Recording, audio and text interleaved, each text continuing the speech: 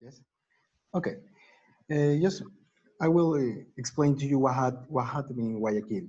Guayaquil was very famous the last month because it was in South America the city with the most cases of COVID-19, where the death toll was horrendous.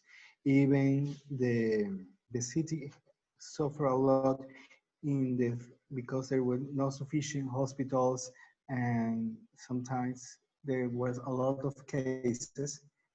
Um, let me, okay, a lot of cases that in Twitter with a couple of friends we made a campaign that with a hashtag we were begin to mapping the the death in their houses, and in some cases the bodies just won't recover like 5 days or 7 days for the police to just to recover the bodies. Well, that is just what happened in Guayaquil, so you can understand what the case. What happened with public space in the city? Well, in Guayaquil, there is a lot of problems in the public space. The sidewalks are very short, only like a meter and a half. And in during COVID, was the places where people put their bodies of the disease because there was no space to put it, there was no cemeteries, there was no people that recover the bodies. So that was happening in the city. In other places, because the lack of space in the sidewalks, the people have to use the street to do the lines. Even they don't have the space to have social distancing, so that became a problem in the past weeks.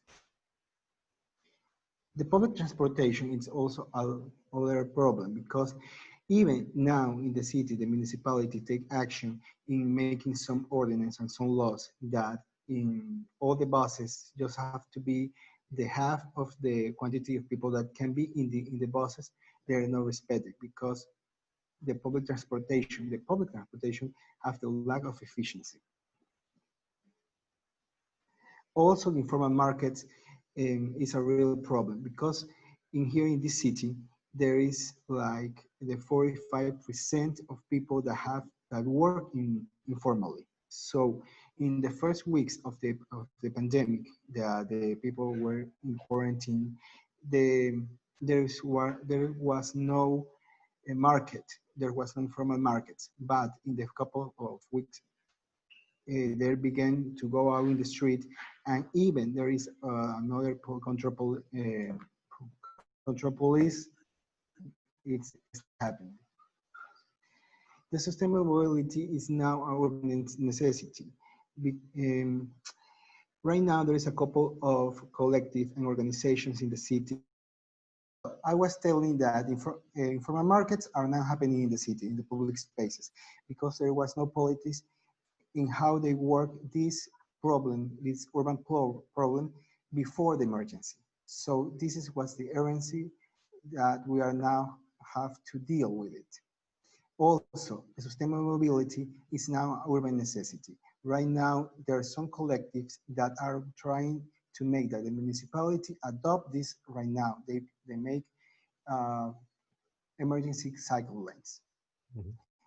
Okay, in all the literature and all in a couple of weeks, we'll see that urban planning have to readapt or have to change according the necessities and according what happened after COVID-19. So in Guayaquil, where the discussion in urban planners and the collective right now is to understand the urban scale, because the city was always think about as a city, but right now we have to adopt the concept of neighborhood.